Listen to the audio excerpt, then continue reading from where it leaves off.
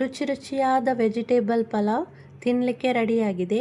ಒಂದು ಸಲ ನಿಮ್ಮ ಮನೆಯಲ್ಲಿ ಟ್ರೈ ಮಾಡಿ ನೋಡಿ. ಬನ್ನಿ ಇದನ್ನು ಹೇಗೆ ಮಾಡೋದು ಅಂತ ನೋಡುವ ಬನ್ನಿ. ಈಗ ಮಿಕ್ಸಿ ಜಾರಿಗೆ ಕೊತ್ತಂಬರಿ ಸೊಪ್ಪು, ಬೆಳ್ಳುಳ್ಳಿ, 10 ರಿಂದ 12 ಗೋಡಂಬಿಯನ್ನು ನೀರಿನಲ್ಲಿ ನೆನೆಸಿಟ್ಕೊಂಡಿದ್ದೀನಿ, ಇದನ್ನು ಹಾಕೊಳ್ತಿದ್ದೀನಿ. 4 ಹಸಿರು ಮೆಣಸು, ಸ್ವಲ್ಪ ಮೊಸರು ಹಾಕೊಳ್ತಿದ್ದೀನಿ. ಇದನ್ನೀಗ ಗ್ರೈಂಡ್ ಮಾಡ್ಕೊಳ್ಬೇಕು.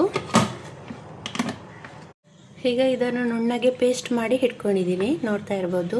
ಇಲ್ಲಿ ನಾನು ದಾವತ್ ಸೋನಾ ಮಸೂರಿ ರೈಸನ್ನು ತಗೊಂಡಿದ್ದೀನಿ, ನೋಡ್ತಾ ಇರ್ಬೋದು.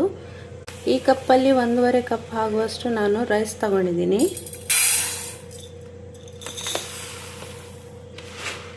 ನೋಡ್ತಾ ಇರ್ಬೋದು, 1.5 ಕಪ್ ಆಗುವಷ್ಟು ರೈಸ್ ತಗೊಂಡಿದ್ದೀನಿ. ಇದನ್ನೀಗ 2-3 ಸಲ ಚೆನ್ನಾಗಿ ಕ್ಲೀನ್ ಮಾಡ್ಕೊಳ್ಬೇಕು. ಇಲ್ಲಿ ನೀರು ಬಿಸಿ ಆಗ್ತಾ ಉಂಟು. ಇವಾಗ ಇದಕ್ಕೆ 2 ಪಲಾವ್ ಎಲೆ, 3 ಏಲಕ್ಕಿ ಹಾಕ್ಕೊಳ್ತಿದ್ದೀನಿ.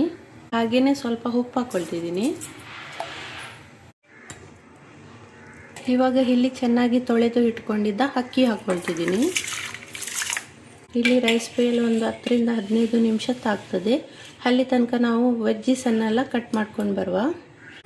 ಇಲ್ಲಿ ನಾನು 1 ಬೌಲ್ ಆಗುವಷ್ಟು ಬಟಾಣಿ ತಗೊಂಡಿದ್ದೀನಿ, ಸ್ವಲ್ಪ ಕೊತ್ತಂಬರಿ ಸೊಪ್ಪು, 2 ಟೊಮಾಟೊ, 2 ಕ್ಯಾರೆಟ್, 1 ಪೊಟಾಟೊ, 2 ಈರುಳ್ಳಿ, ಸ್ವಲ್ಪ ಬೀನ್ಸ್ ತಗೊಂಡಿದ್ದೀನಿ, ಹಾಗೂ 4 ಹಸಿರು ಮೆಣಸು, 5-6 ಎಸಳು ಬೆಳ್ಳುಳ್ಳಿ ತಗೊಂಡಿದ್ದೀನಿ.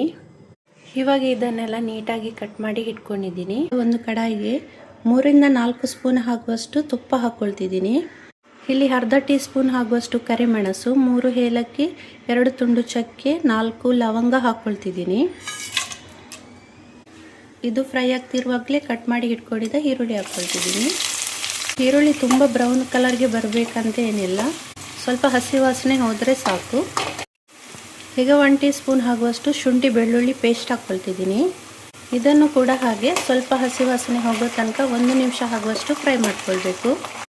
ಈಗ ಟೊಮಾಟೊ ಹಾಕ್ಕೊಂಡು ಸ್ವಲ್ಪ ಸಾಫ್ಟ್ ಆಗೋ ತನಕ 1 ನಿಮಿಷ ಆಗುವಷ್ಟು ಫ್ರೈ ಮಾಡ್ಕೊಳ್ಬೇಕು. ಟೊಮೆಟೊ ಎಲ್ಲ ಸಾಫ್ಟ್ ಆಗಿದೆ. ಈಗ ರುಬ್ಬಿದ ಪೇಸ್ಟ್ ಹಾಕ್ಕೊಳ್ತಿದ್ದೀನಿ. ಇದಕ್ಕೇನೆ ಅರ್ಧ ಟೀ ಸ್ಪೂನ್ ಆಗುವಷ್ಟು ಗರಂ ಮಸಾಲ ಹಾಕ್ಕೊಂಡು ಚೆನ್ನಾಗಿ ಮಿಕ್ಸ್ ಮಾಡ್ಕೊಳ್ಬೇಕು. ಇದರ ಹಸಿ ವಾಸನೆ ಎಲ್ಲ ಹೋಗಬೇಕು, ಅಲ್ಲಿ ತನಕ ಮಿಕ್ಸ್ ಮಾಡ್ಕೊಳ್ಳಿ.